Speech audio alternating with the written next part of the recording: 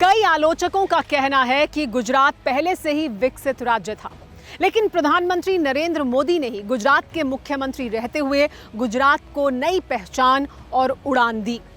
2002 में चुनाव होने के बाद जब दूसरी बार मुख्यमंत्री बने तो धीरे धीरे आहिस्ता आहिस्ता उनकी छवि एक विकास करने वाले नेता की बननी शुरू हो चुकी थी। इसके अलावा हमें यह भी नहीं भूलना चाहिए कि 2002 में गुजरात में विनाशकारी भूकंप आया और उसके बाद का कच्छ कहां है। टेली सीरीज के इस एपिसोड में देखिए विश्वकर्मा रीबर्थ ऑफ कच्छ।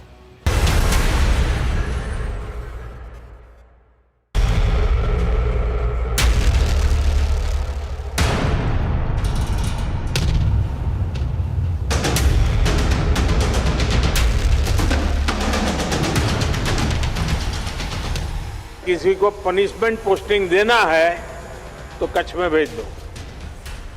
और लोग भी कहते हैं मुझे तो काला पानी की सजा हो गई। आज स्थिति ऐसी है कि लोग सिफारिश करते हैं मुझे कुछ समय कच्छ में मौका मिल जाए काम करने। कुछ लोग तो ये भी कहते थे कि इस क्षेत्र में विकास कभी हो ही नहीं सकता।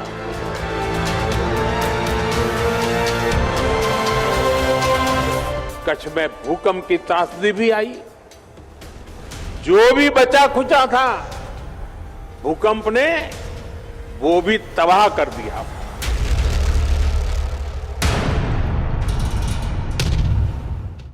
भूकंप के बाद रोजगारी नहीं मिलती थी, अभी रोजगारी मिलती है। भूकंप से पहले कच्छ की कल्पना एक सजा के तौर पर की जाती थी। भूकंप आया, पूरा कच्छ तबाह हो गया।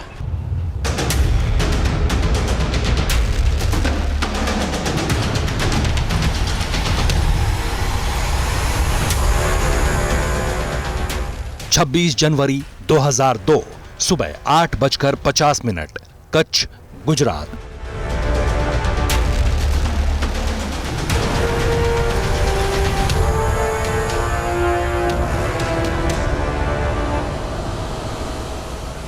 गुजरात के लिए, खासकर कच्छ के लिए 26 जनवरी 2002 की तारीख बहुत मनहूस साबित हुई।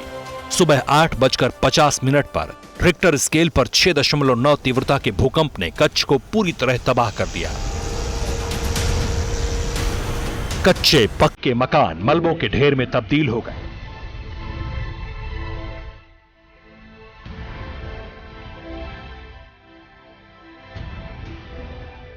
शहर के शहर और गांव के गांव उजाड़ हो गए।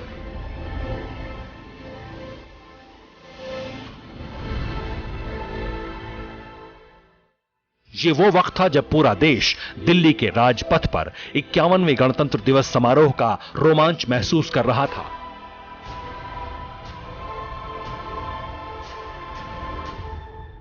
लेकिन कच्छ के लिए नियति को कुछ और मंजूर था।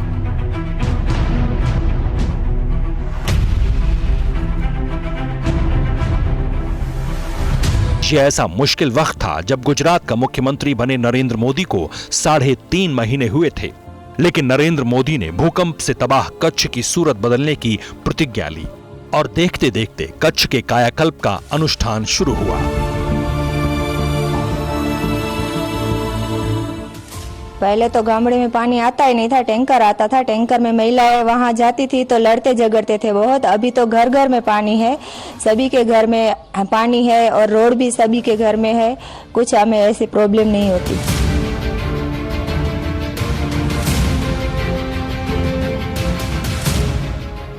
उनको पहले योग्य मार्केटिंग नहीं मिल रहा था। पशु मालिकों को यानी कि पशुपालकों को, किसानों को उनके दूध का अच्छी तरह से पोषणक्षम भाव भी नहीं मिल रहा था।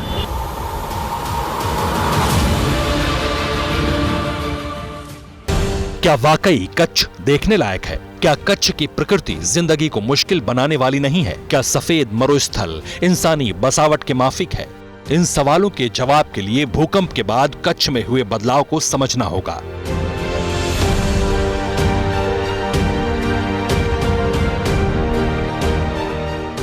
कच्छ के हर घर में नल का जल पहुंच रहा है। नहर और डैम बनाकर बंजर इलाके में पानी पहुंचाया गया। कच्छ को जोड़ने के लिए अच्छी सड़कों का विकास किया गया। पशुपालन को बढ़ावा देने के लिए सहकारी संगठनों को मजबूत किया गया। सहकारिता के कारण कच्छ में डेयरी उद्योग को बढ़ावा मिला। पर्यटन को बढ़ावा देने के लिए रण उत्सव जैसा आयोजन किया गया। कच्छ को औद्योगिक हब बनाने की पहल की गई।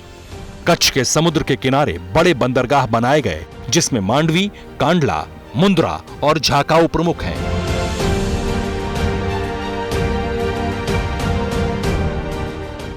चौतरफा विकास से कच्छ की जिंदगी बदली। पानी की कमी से जूझने वाले इलाके को नर्मदा के पानी की सौगात मिली। आधुनिक तकनीक से कच्छ की बंजर जमीन सोना उगलने लगी।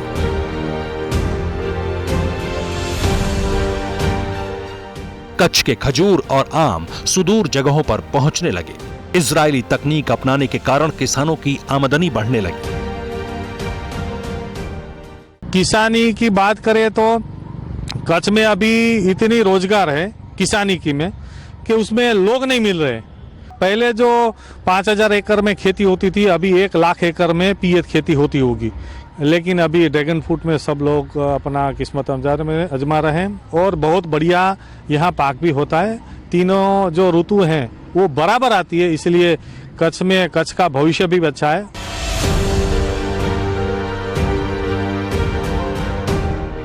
चौबीस घंटे बिजली, पर्याप्त पानी, बड़े बंदरगाहों ने कच्छ के औद्योगिक विकास को रफ्तार दी।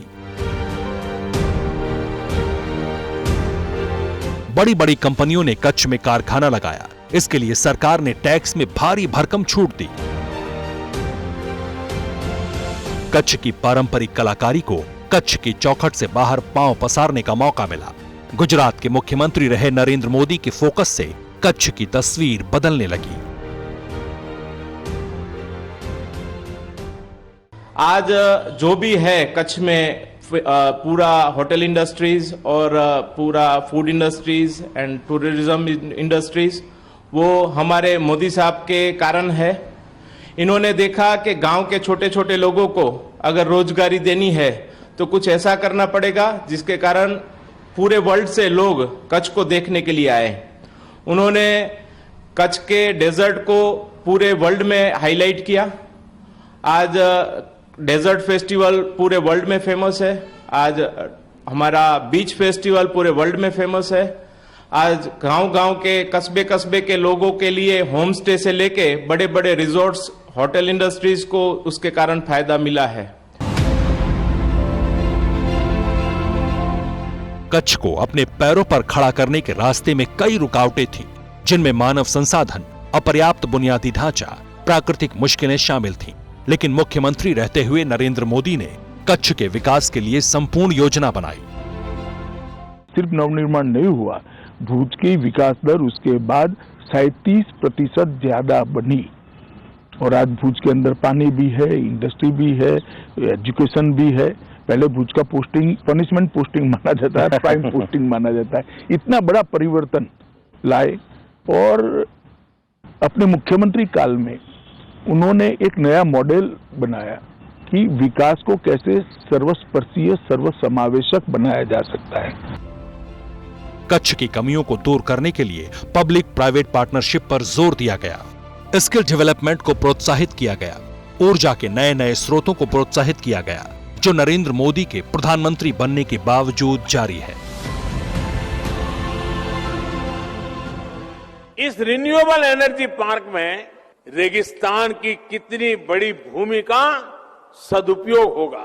ये एनर्जी पार्क भारत में per capita carbon dioxide emission को भी कम करने में बहुत बड़ा योगदान देगा। रिन्यूएबल एनर्जी के उत्पादन के मामले में दुनिया की चौथी बड़ी ताकत है, दुनिया की। हर हिंदुस्तानी को गर्व होगा दोस्तों। नरेंद्र मोदी ने कच्छ के सर्वांगीण विकास में पर्यटन को भी जोड़ा। कच्छ तक बेहतर कनेक्टिविटी पहुंचाई गई। रण उत्सव से टूरिज्म का प्रचार किया गया। इस तरह 2005 में जहां करीब 2.5 लाख टूरिस्ट कच्छ आते थे, ये आंकड़ा अब 20 लाख सालाना पार कर गया है। अब यहां सैलानियों को पारामोटरिंग, वाटर जॉर्बिंग और एटीवी राइड की सुविधा दी जाने लगी है। इसलिए आज के कच्छ का नारा है, आपने कच्छ नहीं देखा तो कुछ नहीं देखा। कुछ दिन तो गुजारो गुजरात में। है।